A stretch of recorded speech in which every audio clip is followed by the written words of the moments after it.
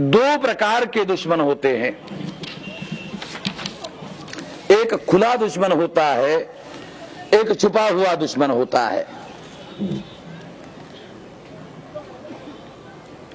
मैं हमेशा ये उदाहरण देते रहता हूं क्योंकि मैं देहाती आदमी हूं, देहात का रहने वाला हूं, तो देहात का मेरा अनुभव है। देहात में जब कोई आदमी सांप को देखता है, जब आदमी सांप को देखता है तो आदमी सतर्क हो जाता है, और जब सांप आदमी को देखता है तो सांप भी सतर्क हो जाता है। आपको प्रयोग देखना है, चलो प्रयोग करते हैं। ये देखो प्रयोग हो गया। ए नागनाथ,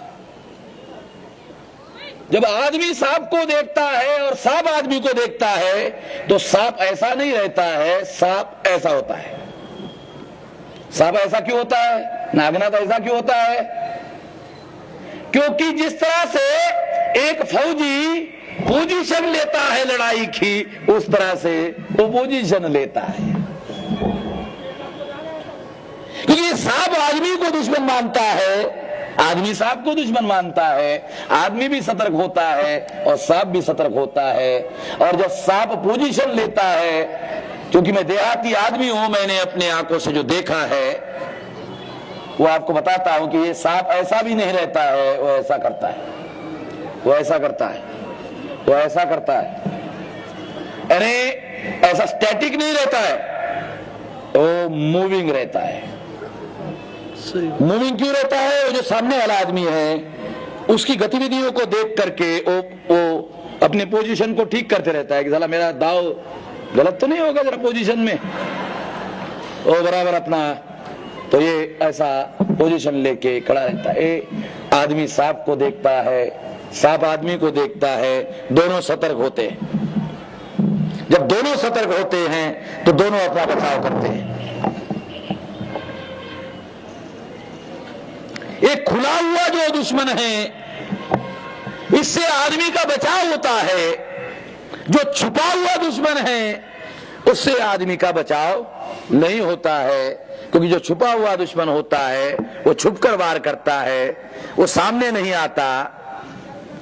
आक्रमणकारी आर्यों का इतिहास है, उन्होंने मूल निवासियों को आमने सामने के लड़ाई में कभी भी परास्त नहीं किया। आमने सामने के लड़ाई में आक्रमणकारी आर्यों ने कभी परास्त नहीं किया हमारे लोगों को। मूल निवासियों को उन्होंने धोखाधड़ी से, बेईमानी से, विश्वासघात से इसका उदाहरण आपको रामायण में मिलेगा। रामायण में राम जो है, रावण को मारने के लिए उसके भाइयों के साथ में क्या करता है, आपको कहानी मालूम है। शंकर साहब तो पंडित है इस बात के कि रावण को मारने के लिए राम, दुनिया क्या कहती है कि राम ही रावण को मार सकता है, मगर राम जानता है कि नहीं मार सकता। दुनिया क्या कहती है? वो श्रद्धा है, विश्वास है, आस्था है, उपासक की आस्था है। वो क्या कहता है? राम रावण को मारेगा। राम खुद कहता है, खुद सोचता है मैं नहीं मार सकता, इसलिए उसके भाई को साथ में लेता है, उसके भाई को तोड़ता है। इतिहास है रामायण में, उसका इस्तेमाल करता है। महाभारत का ले लो, कृष्ण अर्जुन को कहता है, अरे अर्जुन, वो जो कर्ण है उसका चक्का धसा हुआ है, वो निकाल रहा, मार ले, अभी मार ले। अर्जुन बोलता नहीं, सूर्यास्त हो गया है, ये धर्म के विरोध में है, ये मैं नहीं मार सकता। कृष्ण कहता है, अबे धर्म तू जानता है कि मैं है? धर्म का योद्धा तू है, धर्म का ठेका मेरे पास में है। धर्म के बारे में मैं जानता हूं, तू नहीं जानता। मैं कह रही है तेरे को मैं कह रही है ना, मैं कह रही है तेरे को मार, नहीं आमने सामने मारूंगा, योद्धा हूं। अबे जानता हूं तू कितना बड़ा योद्धा है, कर्ण के सामने तेरा योद्धागिरी नहीं चलने वाली, मैं जानता हूं ना। तू महायोद्धा है, वो भी है, मगर वो तेरे को निपटने वाला नहीं है। अबे दे, अभी मौका है, पीठ पीछे है, उधर से मुंह करके है, उसकी पीठ तेरे सामने है, मौका है, अभी मार ले। है मेरे लिखा हुआ है, मैंने लिखा नहीं लिखा, किसने लिखा? कोई काल्पनिक बातें नहीं कह रहा हूं। आक्रमणकारी आर्यों का इतिहास खुद उन्होंने लिख कर रखा कि अगर मूल निवासियों को दीर्घ काल तक गुलाम बनाए रखना है, धोखाधड़ी, विश्वासघात, विष कन्या का भी उन्होंने प्रयोग किया है, वो भी है उसमें। शुक्राचार्य की वो शुक्राचार्य का और देवों की लड़ाई होती है। शुक्राचार्य दानवों का गुरु है, उसके पास कोई दवा है या मंत्र है, तो देव अपना एक आदमी भेजते हैं उसके पास में, देवयानी के साथ। वो शुक्राचार्य की बेटी है देवयानी, वो शुक्राचार्य के पास में वो मंत्र लेने के लिए जाता है, बोलता नहीं पढ़ाऊंगा, एक शर्त पर पढ़ा सकता हूं, देवयानी के साथ अगर शादी कर लेगा तो मंत्र देने के लिए तैयार हो।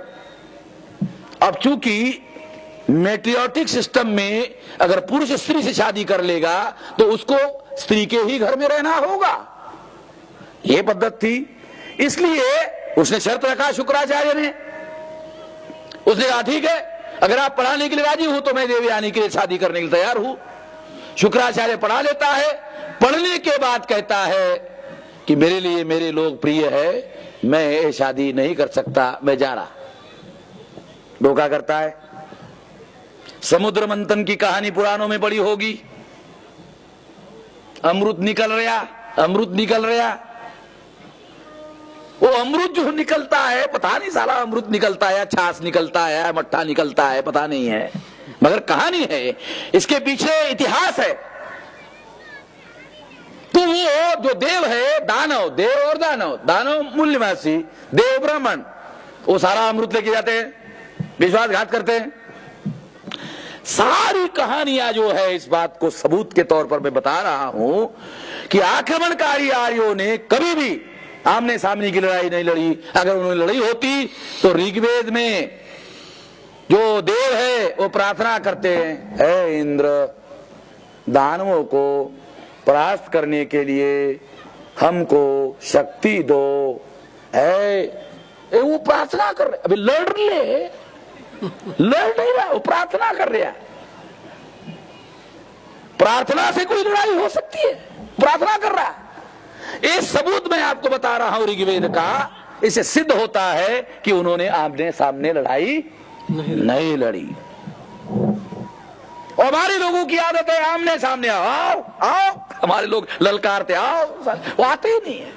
फैक्ट है, हमारे लोगों की आदत है आओ देख लूंगा, वो हमारे लोगों के सामने हमारे आदमी खड़े कर देते।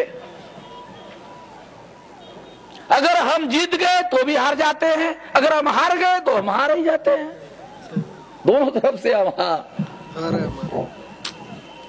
इतिहास है। इसलिए बता रहा हूं आप लोगों को। तो ये जो उदाहरण में साथियों आपको बता रहा था कि इन्होंने हमला हमारे लोगों को